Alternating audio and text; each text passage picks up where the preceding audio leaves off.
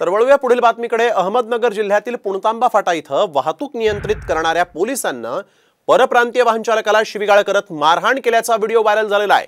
हा पोलीस कर्मचारी हातातील लाकडी दांडक्याने वाहन चालकाला मारहाण करत होता।